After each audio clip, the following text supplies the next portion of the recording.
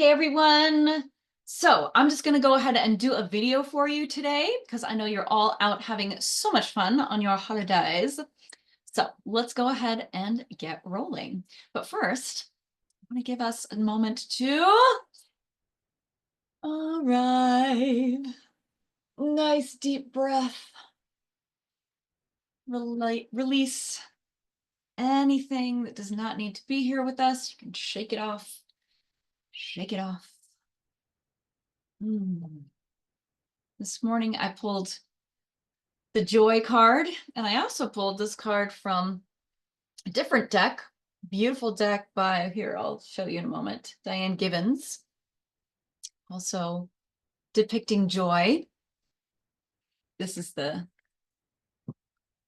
Diane Gibbons deck, beautiful angel, chakra angels deck.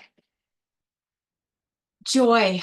This is the time of year to be loyal to our joy above all else.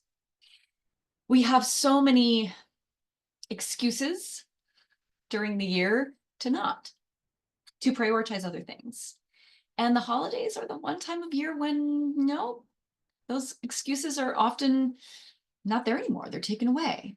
And we are allowed and encouraged, championed to just focus on our joy, focus on love, focus on quality time with each other. That's why I love this time of year. And so there's a lot going on right now, astrologically, but I wanted to just start with joy. And I really, really encourage you, put on some music that makes you feel joyful. You can play it along with this if you want to, or you can wait until afterwards and then have a little dance party. But really allow yourself, just steep yourself in whatever brings you the most joy. This is the time of year to be joyful. Let's embrace it. Now, just looking at the moon, we are coming up on a full moon. So we're coming into execute and generate energy in this area of create. That full moon is going to be in the sign of Gemini, but we'll talk about that in a moment, because first, tomorrow, we have Divine Feminine Day. It is Friday the 13th. So Friday, of course, is Freya's day. Freya is that Norse goddess. Freya and Frigg, they're kind of the same goddess. There's a lot of crossover. We're not exactly sure who is who, but Friday is generally considered to be Freya's day. So it's the divine feminine. She's kind of the only, Frigg and Freya are the only goddess of the Norse pantheon. It's all that feminine energy. And so this is a really special day for Freya because 13 is her special number. She was driven around in a chariot full of a chariot of 13 forest cats. She loved the number 13. 13 is, of course, a very important sign to the divine feminine. We have 13 menstrual cycles, 13 moon cycles in a solar year. Venus goes in cycles of 13. And 13 is just a really important number because basically because of how much easier it was, right, to use 12 as a base for splitting things up. Even is easier than odd. So a lot of the 13th things kind of got lopped off, have been lopped off over time, over the years.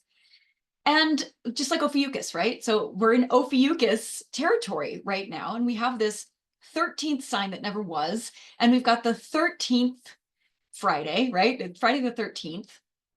So it's really a time to celebrate rebellion a little bit, nonconformity, doing the thing that is inconvenient, but is powerful. And that's a lot of what we're going to be talking about today. Again, our joy, right? Our joy isn't always convenient. Joy isn't always convenient. It's not always easy. It's not always convenient, but it's worth it. It's worth it. It lights us up. So today is all about that. And this week is going to be all about that. all about the things that light us up, even when it's inconvenient, even when it's a little bit awkward, even when it's uncomfortable, right? Joy isn't always comfortable. Think about that for a moment. Joy is not always comfortable. Sometimes it's actually very scary to feel joy, to allow ourselves to go there, to truly embrace our joy without resistance.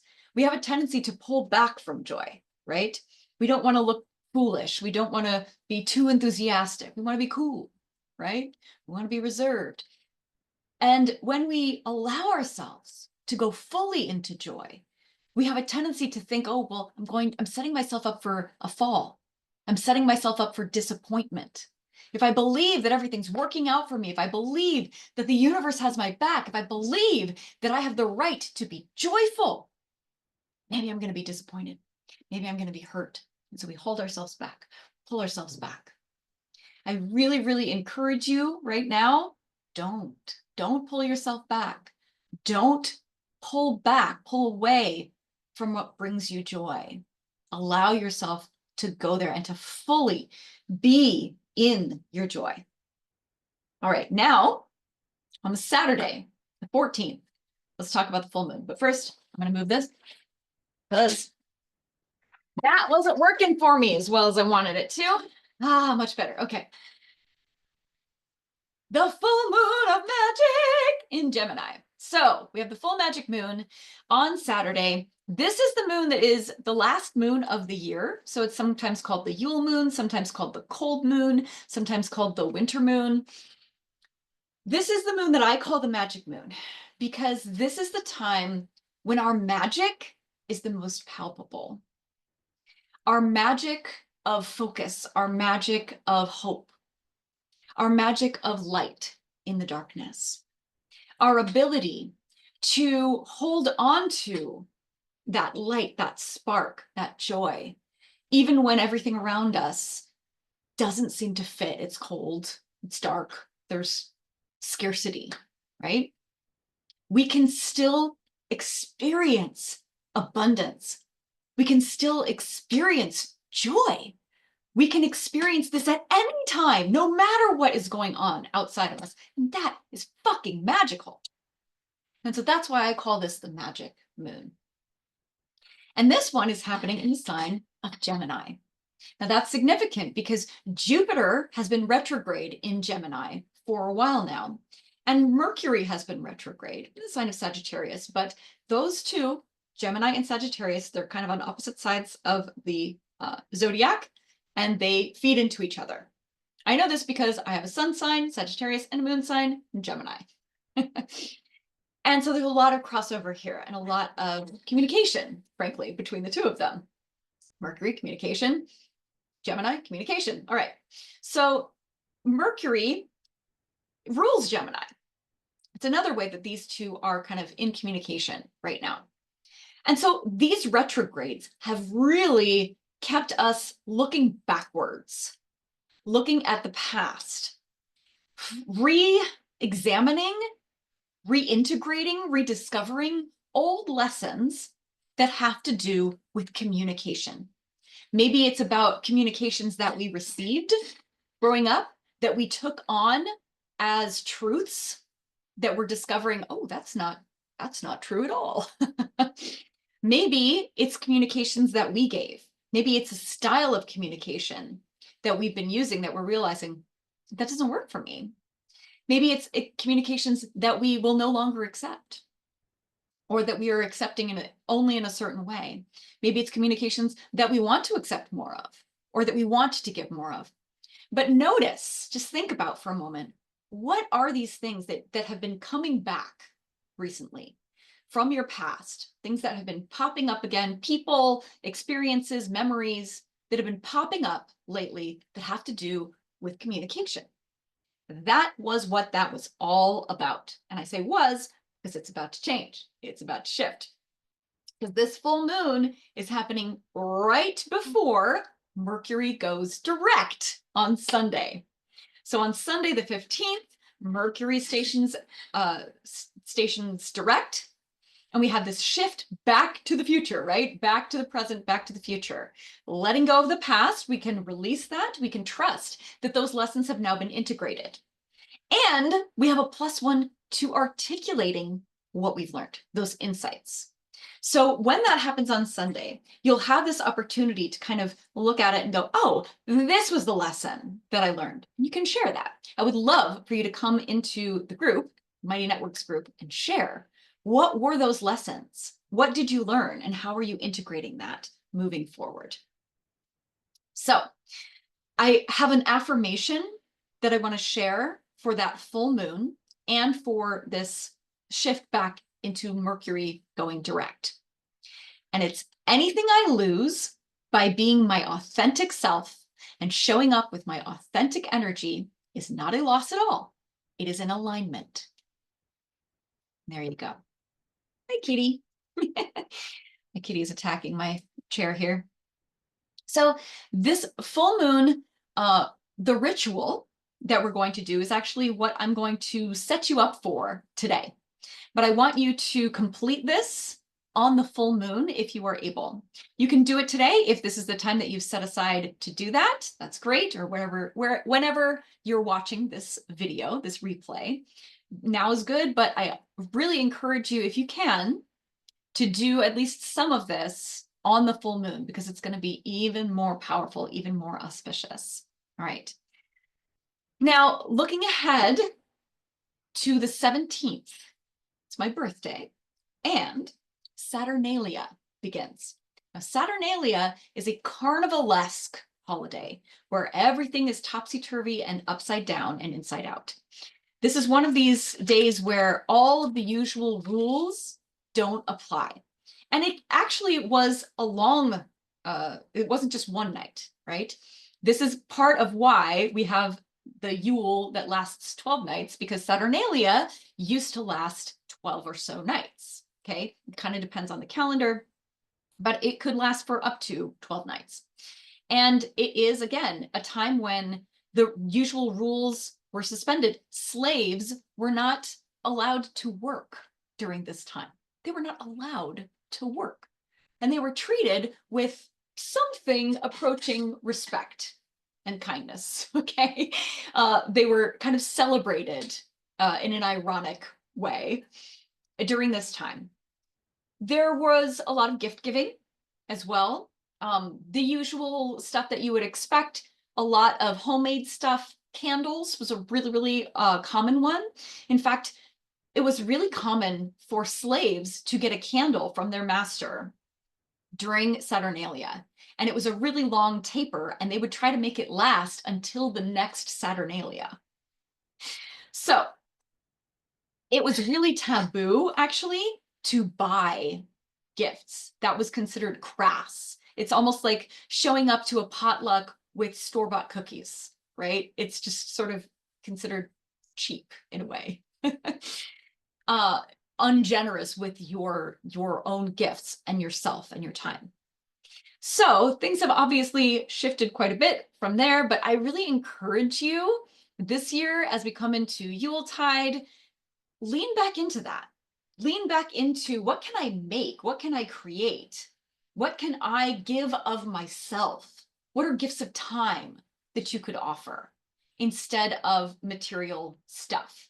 I am doing the Femme Freeze this year. I really encourage all of you to do the Femme Freeze. And that's basically saying, no, we're not going to spend a bunch at the holidays this year, certainly not on big box stores. I'm not using Amazon this year. I'm not shopping at the big box stores at all. I'm going totally local. And I really encourage you to do the same. Buy directly from vendors if you're going to buy something, but try to just make stuff. Challenge yourself to get creative and see what you can create this holiday season. All right. This is also a time, like I said, when the rules are suspended, it seems like it's a time to kind of, flout the rules and be rebellious, and it is, but also it's a time to remember why we have those rules. So the whole point of having these kind of safety valves where you had these holidays where things were turned upside down, it's not just a time to blow off steam and to do things that you're not normally allowed to do and, try new things. It's also a time to remember, oh yeah, that's why we do things the way we do them. That's why we have these rules. Right? Somebody commented on my YouTube this morning. I had a video about Friday the 13th and how 13th is not an unlucky number. And they were like, no, you're right. The patriarchy sucks and 13 is not unlucky. However, there is a reason why we use base 12 rather than base 13. Base 13 would be an absolute nightmare to calculate, right? It would be a mess. And that's very true. And so we do things the way we do them for reasons. But the exceptions are important as well as moments to remember and decide, am I going to keep doing things this way? This is the way I've been doing things. Here's why, right? Am I going to keep doing things that way? Or am I going to do things a little bit differently from now on? And that's why we have these carnivalesque moments, right? My first book, my dissertation was all about the carnivalesque. So this is something I really nerd out on. If you want to hear more about that, let me know, but I'm going to leave that right there. It's a time for us to revise our daily lives, essentially. Saturn, remember, all about habits, processes, routines, the rules. And so Saturnalia is a suspension of all of that to reiterate, this is how we want to do things moving forward. All right. So looking at what do we want our lives to look and feel like, this is the perfect time to start creating our 13 wishes for the 12 magical nights ritual. And that's what we're going to be doing next week. I hope you can join me in person for that one because it is such a fun one. It is such a magical one. It has such a good energy to it. The more the merrier. If you want to invite somebody to join us on that call next week, you can do so with my blessing. Please bring the crowd. All right, so as Yule begins, we start our ritual of the 12 magical nights. I'm going to briefly talk through it today, but we'll again go through it in much more detail next week when we're actually going to do the ritual. And basically what it is we have 13 wishes, all right? And each night we're going to burn one wish until we get to the 12th night and we have one wish left, that 13th wish. And that wish, we are responsible for making it happen by focusing on it every day for the next year. We will speak it out loud every day for the next year. Now, we did this last year, and I've been doing this every day, and I've learned some things. So we're going to talk today about what I've learned and how we can integrate that into our next iteration. Because it's very important how we word these wishes. That's what we're going to be working on today, how to word our wish like a witch. It is also very important that we recognize that all of these wishes, they need to be something that we truly desire, right? Truly and deeply desire. They need to be unfettered by what we think is probable or possible. And it needs to be something that is within our control. And what is it that we control? Ourselves, right? We control ourselves, we control our own energy, we control how we respond to events. We don't control events. And so if your wish is, I wish to win the lottery, that's not necessarily within your control. You can, however, wish to be so lucky that things like winning the lottery happen to you all the time.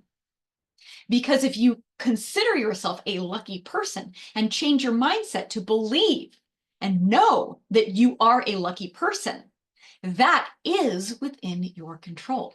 You are now vibrating on the frequency of luck. You have assumed the identity of a person to whom things like winning the lottery happen all the time. This is what I learned. So I have this, I'm going to read this to you. This was my wish from last year, okay?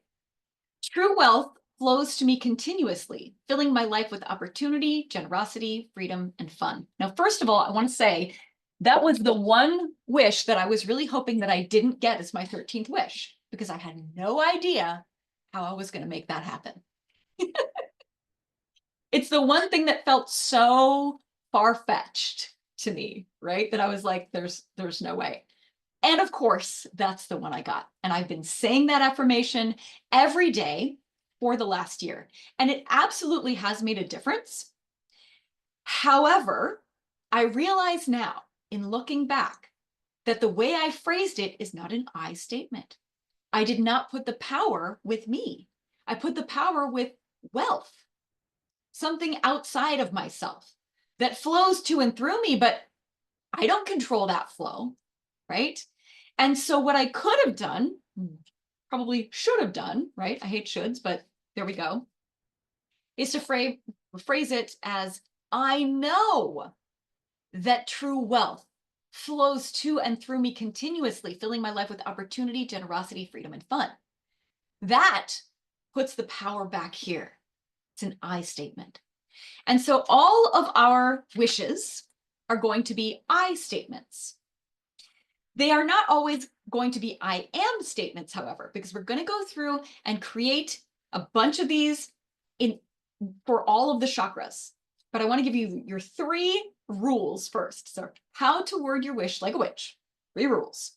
First, always phrase it in the positive. There are no negatives. The universe does not understand negatives. So no nots, no mores, right? Focus on the opposite of what you don't want, right? What you do want. Focus on the positive. What do you want more of? What do you want to feel, experience, and share more of? Next, present tense.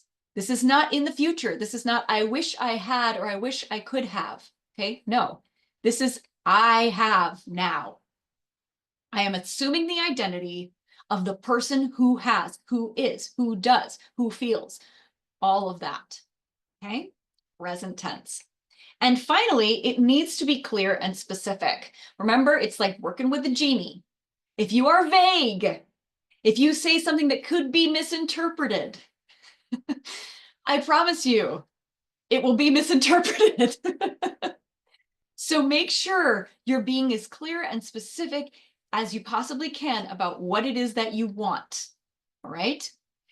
Now, we're going to go through, like I said, we're going to create a bunch of these statements in the areas, in all of the different chakras. Okay. So for each chakra, we have a different beginning to our phrase.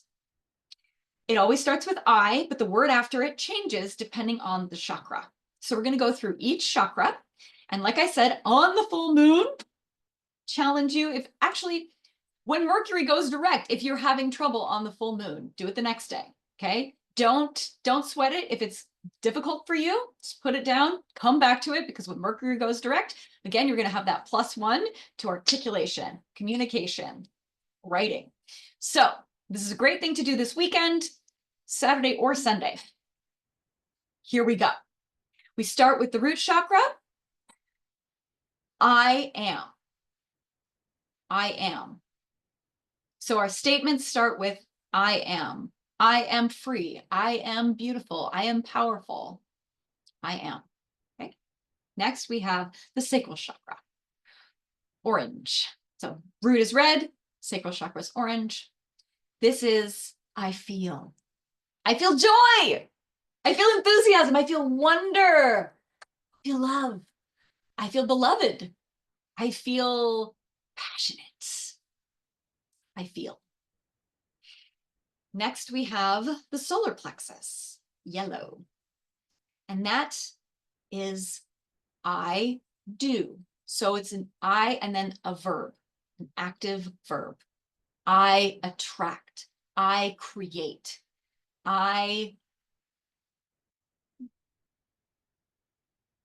Yeah. There's so many. I'm just like, they're flipping through my head. Okay. Next, we have the heart chakra, green. I love this life. I love this game and all the players that are helping me find my soul growth. I love this universe. I love all the abilities that I've been given in this life. I love. Throat chakra, blue. I manifest. Now, a lot of people use this as I speak. I think speech is a spell. When we speak, we are casting a spell, and that is magic, and that's manifestation. I manifest. I bring into reality. And so I manifest the reality that I deeply desire to live in. I manifest magic money. I manifest love rooted in respect. I manifest. The third eye, I see. I see the truth of the universe. I see how powerful I am. I see the beauty in everything. I see. And finally, the crown chakra, magenta. The crown chakra is our connection to the divine and everything. So it is, I know. I know that my spirit is divinely guided. I know that the universe has my back. I know that I frolic in miracles. Every morning that I wake up, I know that my life is worthy of joy, that I am worthy of joy. All right. I will leave you with that. I want you to work on that on your own. Like I said, this weekend, take your time, write out as many of those statements as you want to. Then next week, we're going to narrow that down to our top 13. You can do that ahead of time if you want to, or you can wait.